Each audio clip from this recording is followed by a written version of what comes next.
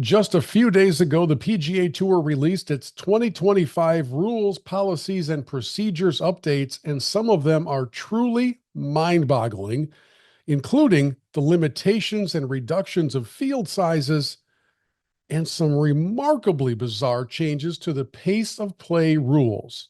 We'll talk about all that today with Ryan French from Monday Q Info. Straight ahead.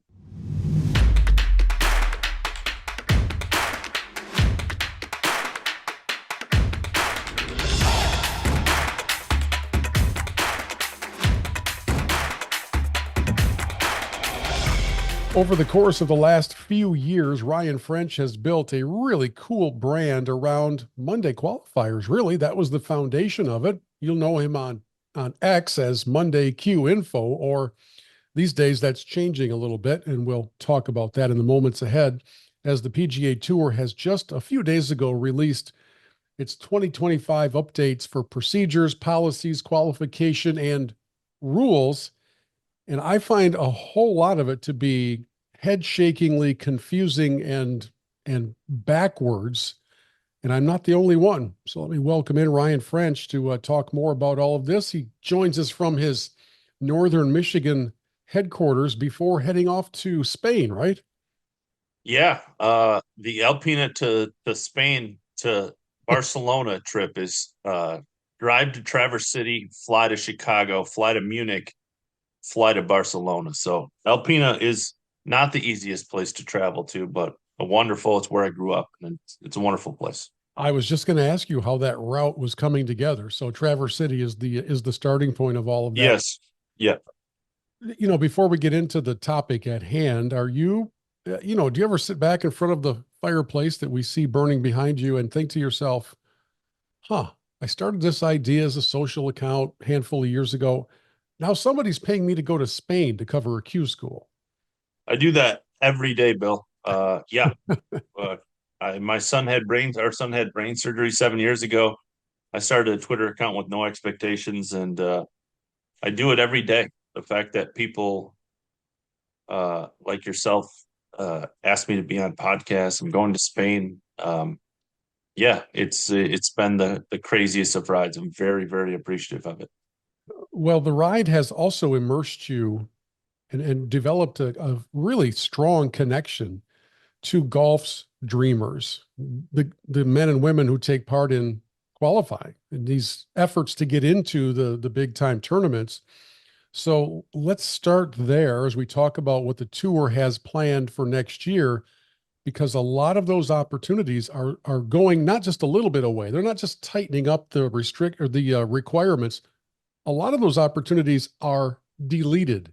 They're disappearing entirely. So when you first caught wind of all of this revision to the world of qualifying, I would have to think it kind of lit your own fire there a little bit.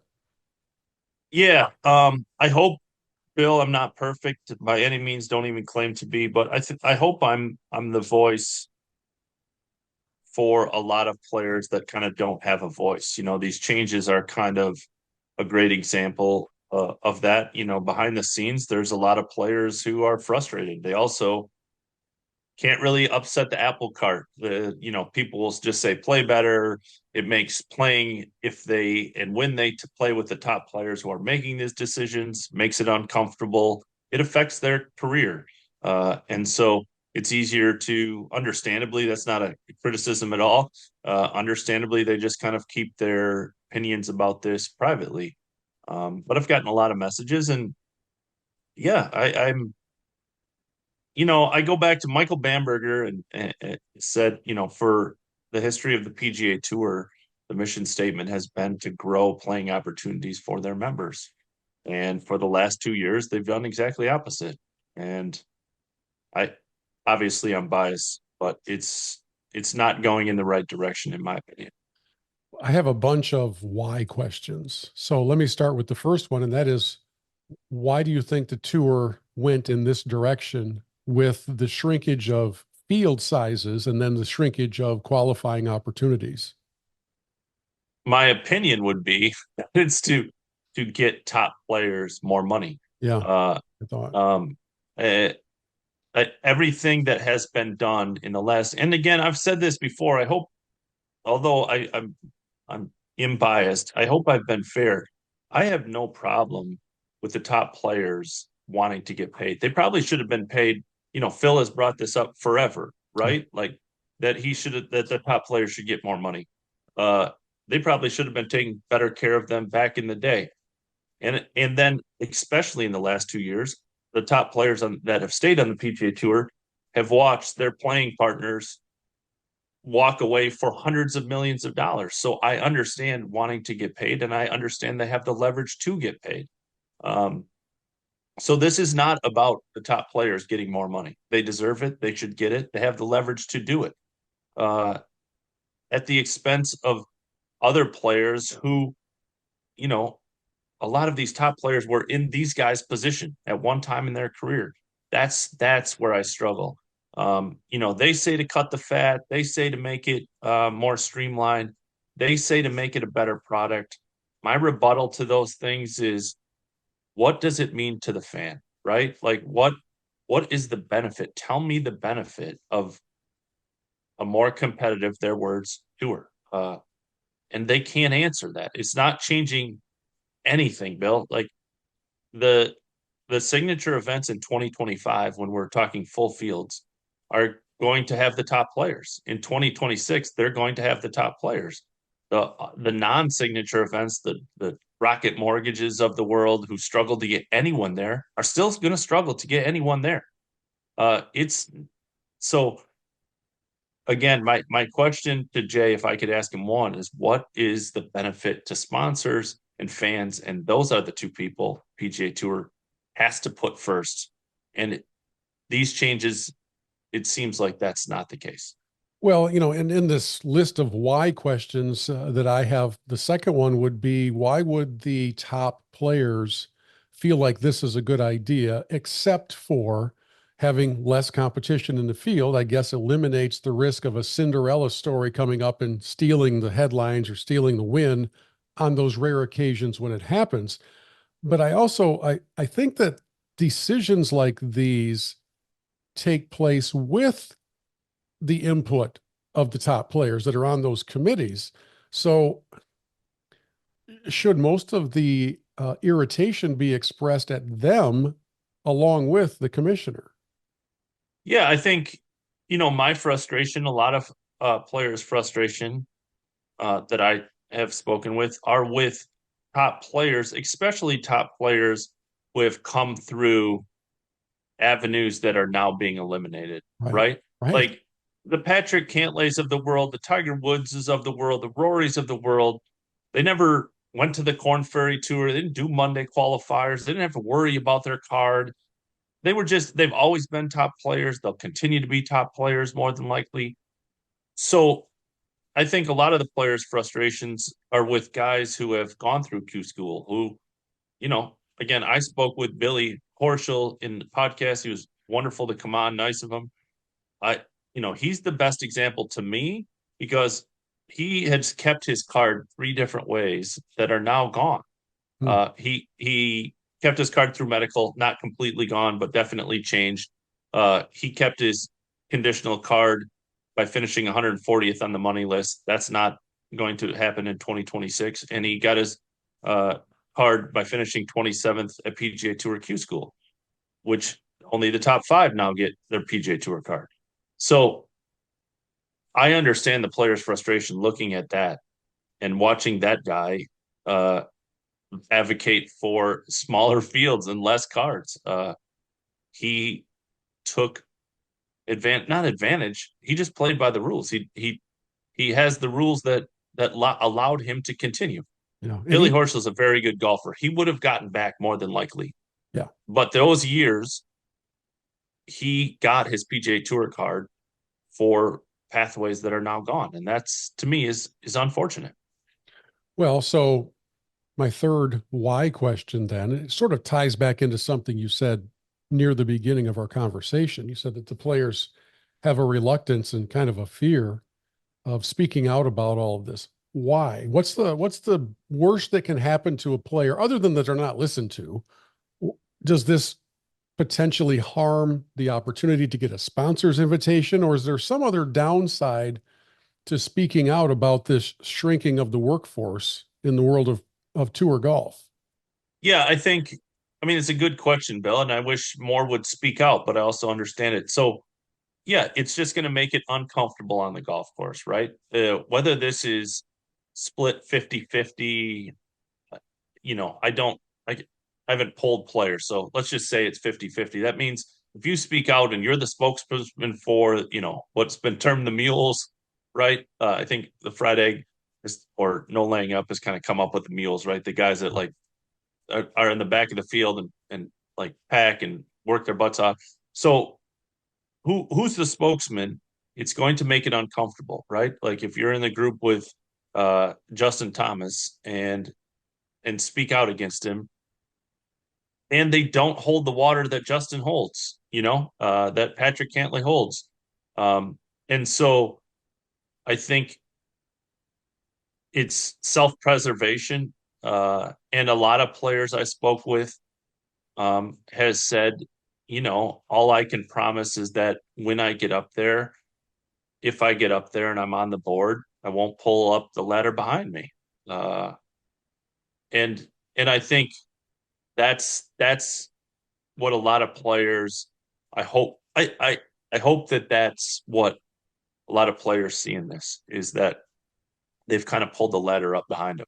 That's a good description of it. And it takes me back to the prior generation, or maybe the generation before that, because even though Arnie and Jack and Lee and Gary and Watson and all, even though they all fully intended to beat your brains in during competition, they also were not afraid of having people they've never heard of qualified to get into tournaments again. It wasn't going to affect them because they were that dominant.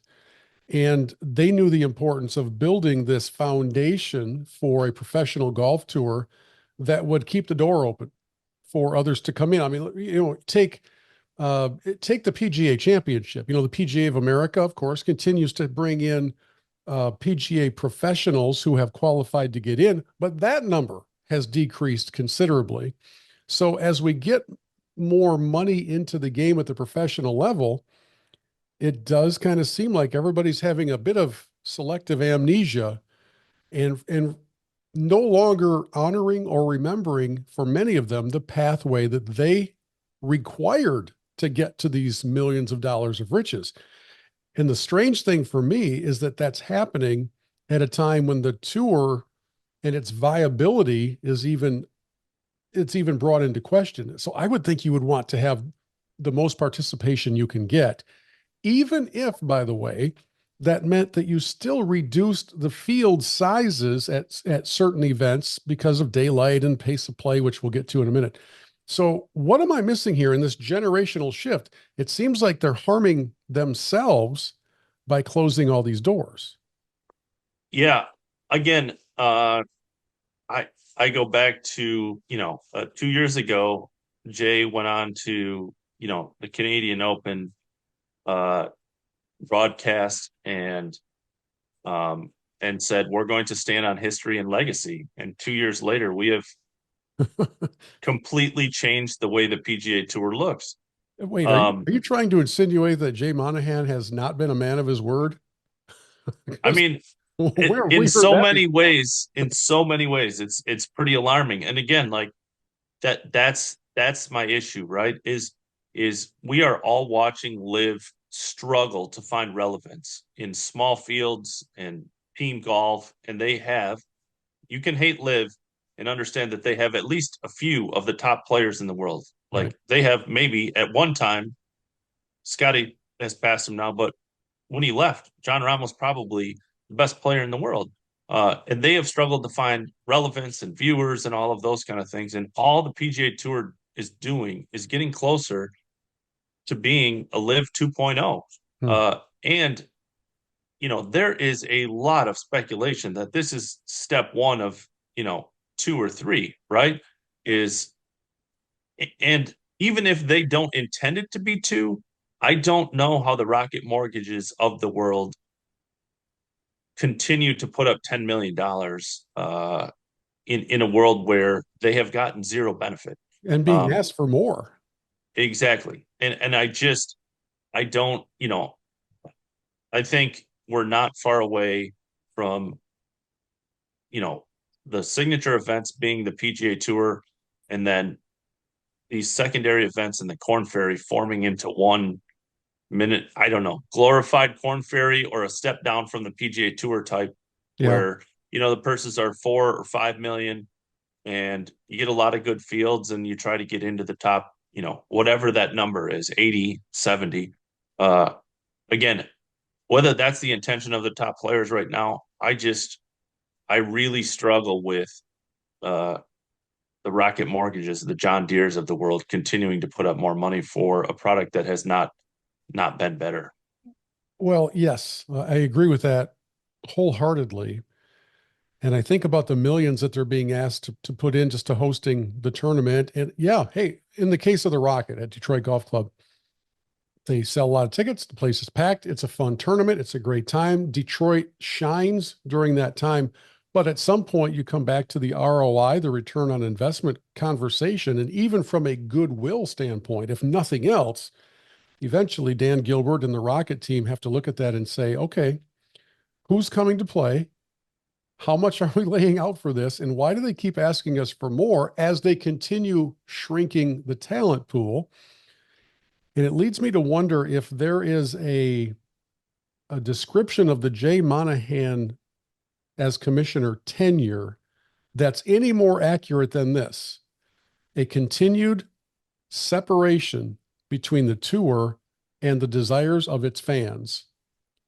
Because it feels like those two parties, those two entities, if they're in side by side columns, it feels like there's a gap forming in between where the fans are becoming less and less connected, which is really unfortunate. I mean, one of my favorite golfers of all time is Scotty Scheffler. I can't get enough of Scotty. Love to watch him. Love to hear the talk between he and Teddy while they're out there playing and all that.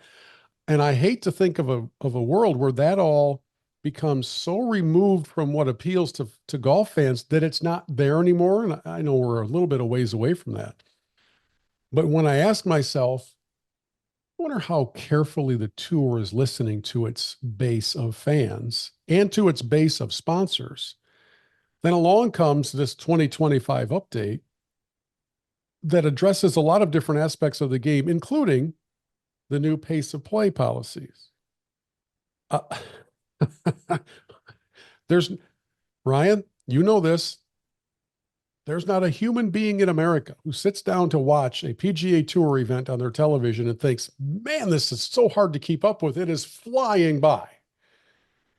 And instead, you always hear, I think they've got enough daylight left to finish this last hole. Or the irises on our cameras are wide open, but here's what it really looks like because, of course, it's dark when they're finishing because they're taking forever to play. So the tour comes out with its rules update to slow things down. Yeah, Make it make I sense for me, please. I mean, I wish I could, Bill. Andy from the Fried Egg, Joseph from the Fried Egg made a great point yesterday about this very issue, right? Uh, Baseball was facing a lot of the issues that golf faces, right? It's a relatively boring sport in a fast-paced world. And they have like truly revolutionized the game of baseball. It's never been, well, I don't know if it's never been more popular, but it's wildly more popular than it was in a previous few years by one thing, right? Pitch clock. Yep. And Joseph's point even was, more pitchers are getting injured, but you hardly ever hear about it because the benefits are so far outweighing. It's faster, TV ratings up, the fans are more engaged. It's a better product.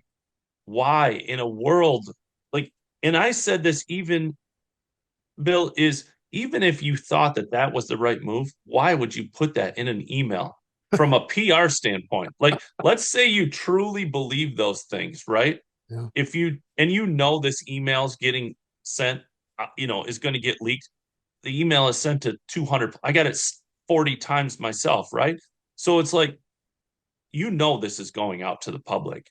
Uh, and why do you like forget about the fact that obviously it's a ridiculous that we're lowering the standards of pace of play. Well, like that is kind of where the leadership of the PGA Tour, like it's a minor thing, but why would not someone in that room raise their hand and go, "Hey guys, let's like even though we're doing this, which is a stupid decision, why let's not put it in the email and we'll just inform people via via word of mouth because this is insane. This is like we're slowing down the game. For those of you who are a little behind in coming to some of these new specifications, we'll run down each one of them. First of all, there is a rules committee. I don't know who's on it. We should probably look into that because if there are players on it, they can't possibly be fast players. So one of the changes, they're going to amend the definition of being out of position to recognize now that if a group is on a par 3 hole and the group in front of them is still on the tee of the following hole, they're fine. They're in fine position. Okay, we're not gonna die over that one. It's a strange change to make, but we get it. Here's the second one is the one that really jumped out at me. Adjust the beginning of the timing process to provide players additional time to find a fixed reference point and pace back to their ball. What does that mean?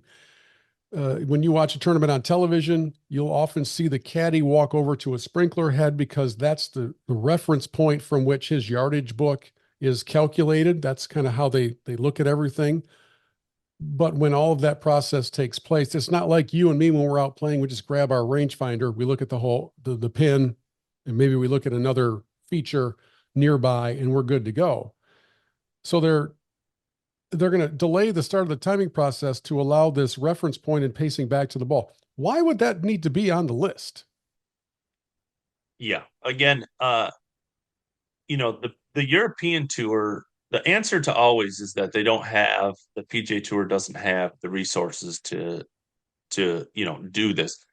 Yeah, right. The European Tour, which has much less resources than the PGA Tour, has tested a shot clock, and of course, it worked. It made the rounds faster. It made the fans more engaged. All of those things. So if the European Tour can do it, the PGA Tour can do it. Uh, Again, it is truly mind-boggling that they would even broach this subject. Again, they added a second page to it that was like, oh, we're trying to narrow down who is actually slow in the group. Again, I've caddied in events plenty of times where the group is on the clock and it's due to one or two people most often. So they're trying to narrow it down to one or two players. But again, this is a PGA Tour wide situation problem. Yes. And to do anything to allow more time is it is truly I don't it's the most ridiculous part. There's to me, biased opinion, a lot of ridiculous parts. This is the most ridiculous part. It is truly staggering. The next one, players will no longer be subject to fines solely as a result of timings, bad times, and excessive shot times during the majors. Ryan, which majors does the PGA Tour operate? Yeah, absolutely zero. So, okay, so why is this on this piece of paper? Have they reached an agreement with the R&A, with the PGA of America, with the Masters that they're going to adopt this pace of play policy? I mean, we know at the Masters, they only penalize amateurs you've never heard of for slow play, but otherwise, is there some other route that I'm unaware of that connects this new pace of play policy to events the tour does not operate? It is there is not. I mean, again, it is truly a wild decision. It's a wild decision to put it in an email. Well, the wildest one to me is still to come, and it's the next one. Because everybody who pays attention to this game knows that the surest, most effective way to get the attention and to change the behavior of a player is to penalize them with shots to change the score. Might mean they miss a cut, might mean they don't finish top 10, might mean they don't win the tournament. But instead, this next one is reduce the fine structure of bad times from $50,000 to $10,000. In addition to reducing excessive shot time fines from 10,000 to 5,000, which brings the financial penalties back into scale. Okay. So let's say that you and I are in different schools of thought. We're in different pace of play churches. And I'm in the church that says we're going to penalize some shots. And you've always been in this other denomination down the road that says, no, no, no, it's all about the money. So let's find them the money. And we both reached this tentative agreement that in our community, both of our churches are going to serve the people. And I'm going to be the shot guy and you're going to be the money guy. And then a couple of years later, you go, yeah, hey, about that money thing. How about if we cut it 80% and still expect the same level of compliance? I can't stop shaking my head over that one. I do not get it. If you truly believe that financial penalty is the way to change behavior, then why would you basically eradicate the financial penalty? Yeah, and these things aren't public, Bill, bad times, but it's pretty well known that, you know, the rules officials know how many bad times. I believe you get 10 before you're fined. That's forever. Don't quote me on that. Uh, but rules officials know where the fine line, where and if these guys are getting close, and give even more leeway already, right? Like they don't want to be the guy to go tell Patrick Cantlay that he's fined 50,000. So the rule isn't really followed anyway, right? And so again, it is the way to do this is to just penalize them as the pace of play rules. It is again, this is this is in the rule book. Like this is not something made up. This is an actual like just enforce the pace of play rules. That's it. It's very simple. Like that's it. It's as simple as It's parenting. Anybody who knows the parent who tells their kid, I'm going to count to three, and then gets to 10 while the kid yeah. is still throwing the tantrum or whatever the example may be, understands that the kid has trained you. Yes. You're not changing the behavior of the child. That's exactly what's happening in this instance. So of the proposed rule changes and policy changes and everything, Ryan, um, did anything jump out at you? You've probably looked through the whole 24 or whatever page deck that it is that they sent out. Did anything jump out at you as, hey, finally, they got this one right? This is a great idea. I think and I haven't thought about the all the answers, Bill. There was too many cards, right? There is too many PGA Tour cards. Past champions. I mean, you had Carlos Franco, who's 61, I believe, like still getting into one or two events a year, right? Opposite field events, but he still would get into events. So I think the reduction of cards is is okay. Uh, and even if you wanted to make the fields a little bit smaller, I get that. The fact is, maybe do that and then change the pace of play, actually enforce it, and then if you could grow again, grow again. Uh, I just don't see a lot of politics. My biggest issue with all of this bill is, to me, uh, it is a more closed door Mhm. than it was before. You know, the guys from the Fried Egg pointed that the 20 guys who get onto the Corn Ferry Tour, know that they're going to get more starts. I think that part is important, but we went from 50 ish because you got PJ Tour guys to 30, now to 20. Why don't we find a way to get 30 guys more starts instead of 20 guys more starts? Yeah.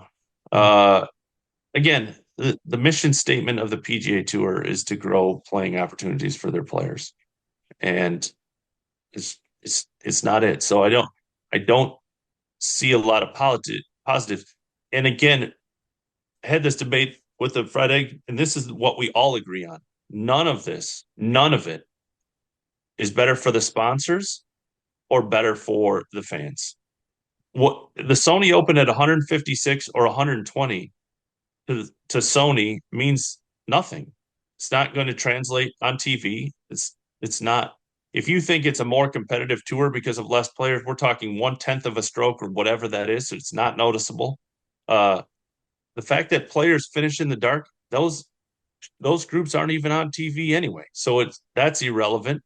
Uh, it's just no relevance whatsoever. It has made a a product that is dying in ratings, dying in popularity, not the game of golf, the pro game of golf. And that would be another reason that they should be concerned because the game of recreational golf has never been more popular. Right. And in the face of that, the pro game is still struggling. Uh, they have done nothing to address fan. And And, that's, I don't and know the what to say. And the biggest complaint from recreational golfers is pace of play, which is largely a result of what they imitate from having seen on TV, which is going to get even slower.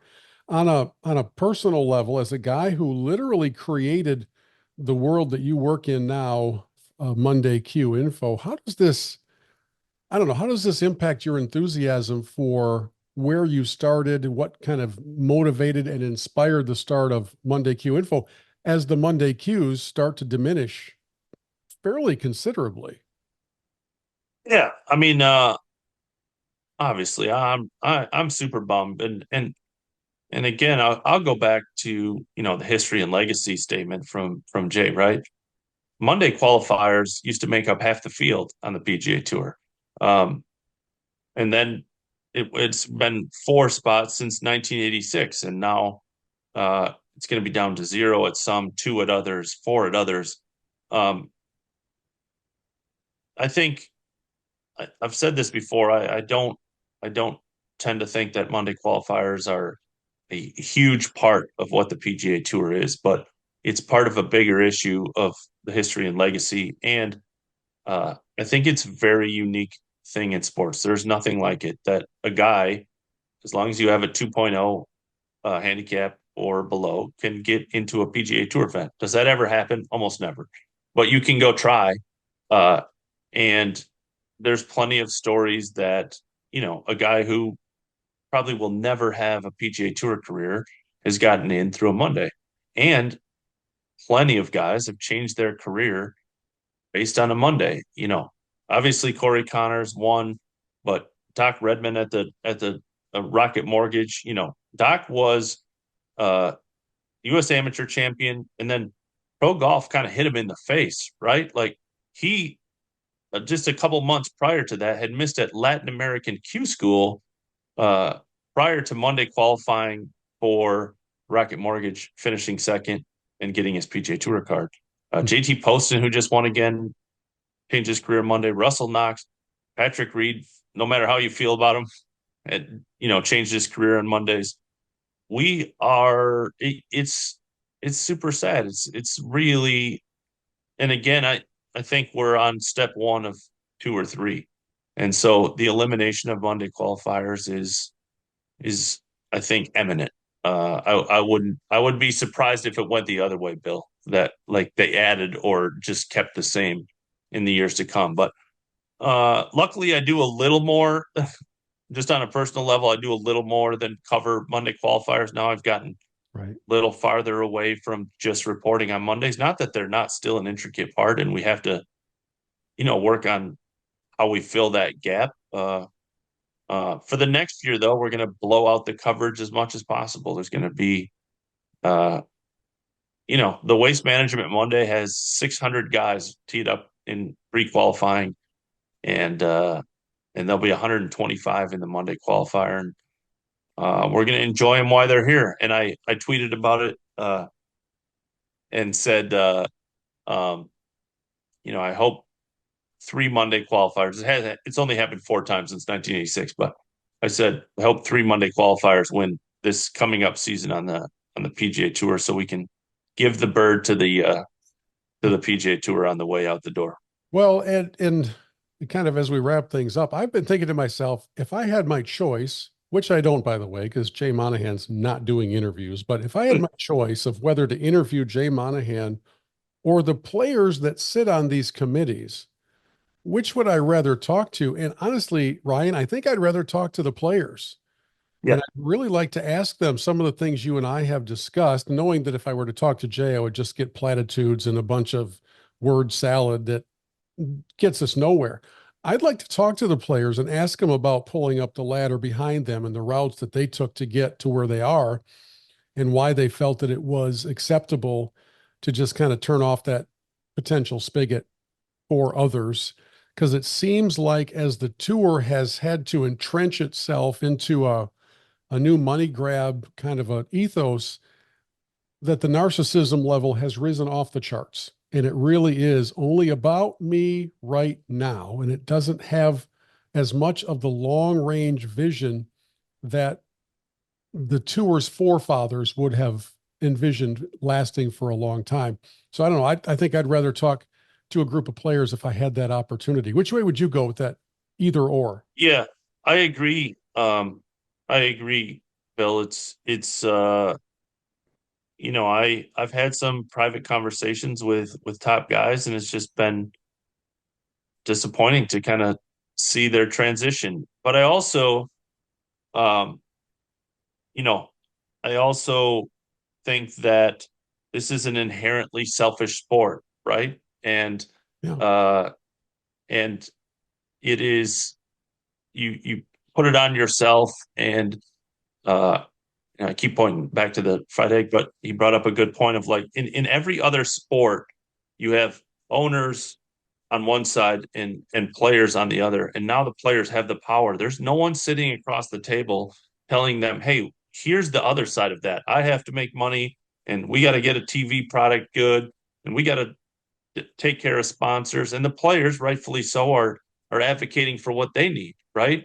There Right. is no two sides of the table anymore now that the players have the power in the policy boardroom is have the power to do whatever the hell they want, and Yeah. they're doing it, So, yeah, I'd love to talk to players. That being said, I'm not sure we'd get any more truthful players, truthful answers out of the top players than we would. Now, again, I do appreciate Billy came on my podcast and I think he's saying a lot of tour fed lines, but he didn't have to come on and he was, open about things that he thought needed to change in those things. But I'm not sure if you could get Tiger or Patrick or Adam Scott to really shoot you straight.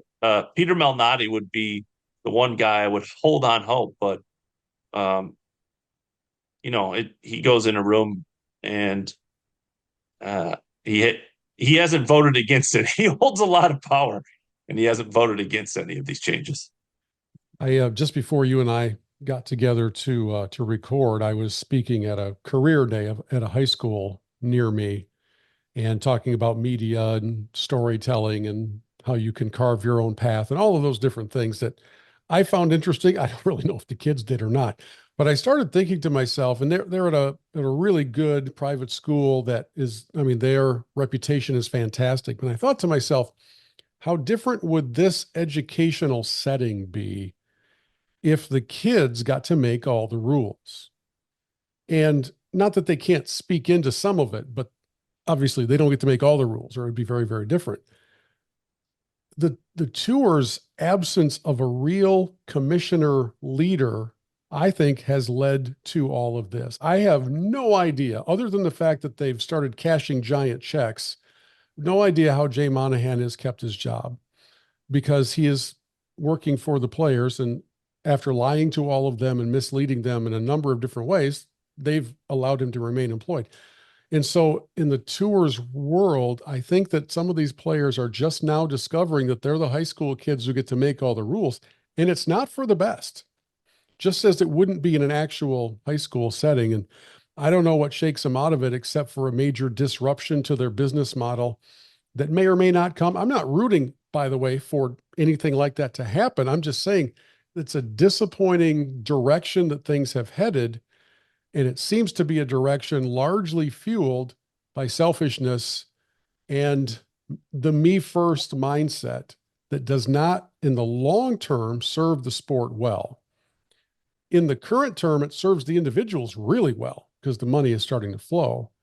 So I don't know what comes next or where it goes next, but it is a fascinating discussion to have for sure. And I appreciate you taking some time before you pack up for your Spain trip to get together and chat a bit. It's good to see you. One of these days in person, we need to get together. We're in the same state Yeah, for sakes. we have to play golf. Yes. 2025 is the year we play golf, Bill. Yeah, agreed. And I said this all the time. Obviously, not a fan of the leadership, but I love the PGA Tour. I know, Bill, you do too. Yeah. That's why I speak about this. I this is not about an account or podcast or anything. I mean, I was reading the Detroit Free Press and uh, flipping back to the back page of the sports section every Monday when I was, 14 years old to read uh, who won and who finished 30th, at the John Deere Classic or whatever. So I love the PGA Tour. That's why I Yeah. want it to be successful, and that's why it's super disappointing to watch what's happening, in my opinion. Yeah. I hope. I mean, to your point, Bill, I hope I'm proven wrong. Right? I hope in 2 years they're like, this is the greatest it's ever been, and sponsors are falling all over themselves to be it. I don't want the PGA Tour to fail. I want the PGA Tour. It's benefit me personally on a selfish level. It's benefit to the game, and it's a game I love. Yeah. I want the PGA Tour to be successful. I just don't feel like we're headed in that direction. By all accounts, by everyone, this is not sustainable. And And I already know that as soon as I post this conversation on our YouTube channel and on our podcast channels, people who don't listen all the way to the end will instantly respond with, "You guys just hate the tour." So please do yourself and us the favor. Hopefully you've made it this far and hear this. I don't hate the tour. Some of my fondest memories are covering old Buick Opens and other events that I've been to around the country, getting to know some of the players back in an era when you could get to know the players. You didn't have to go through 4 layers of management and agents and all that stuff. Um, so it's especially disappointing when an entity that you appreciate and have followed for a lot of years seems to be taking steps to separate itself away from those who have supported it the longest and with the most passion. And I think that's probably where both Ryan and I come from in this conversation. So if you didn't hear that part, that's on you. but it is genuine. And Ryan, thanks so much. Safe travels as you go to Spain. Don't get in trouble. We thank don't you. want any international incidents.